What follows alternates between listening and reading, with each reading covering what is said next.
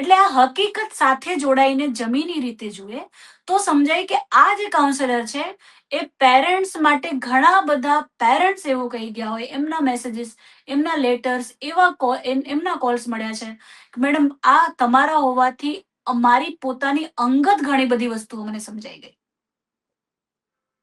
અને આ સખત કોન્ફિડેન્શિયલ કામ છે, સખત સ્કિલફુલ કામ છે, સખત મેન્ટલી અવેરનેસનું કામ છે. આ કોઈ ટાઈમ સાથે પતતું નથી. રાતના 12 વાગે સ્ટુડન્ટ જો કોલ કરે, દરેક વિદ્યાર્થી સાથે મારો આ હેતુ કે મારો નંબર તમારી પાસે છે, તમારે મને કોલ કરવાનો નથી.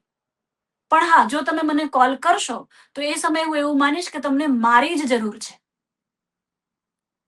એક પણ વિદ્યાર્થી એમને એમ કોલ કરતું નથી. પણ ઘણી વાર એવું થયું છે કે રાતના 11 વાગે કોલ આવ્યા હોય ને 11 થી 1 હું વિદ્યાર્થી સાથે કોલ પર રહ્યો. જેમના મા બાપને નથી ખબર, શિક્ષકોને નથી ખબર.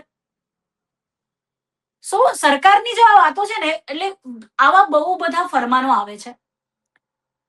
એટલા બધા કાગળ આવે છે સ્કૂલ્સ ઉપર કાર્યક્રમોની, કે એમાં તો વિદ્યાર્થી જાણે ભાડુતી શ્રોતા હોય ને એવી હાલત કરી દેવામાં આવે છે.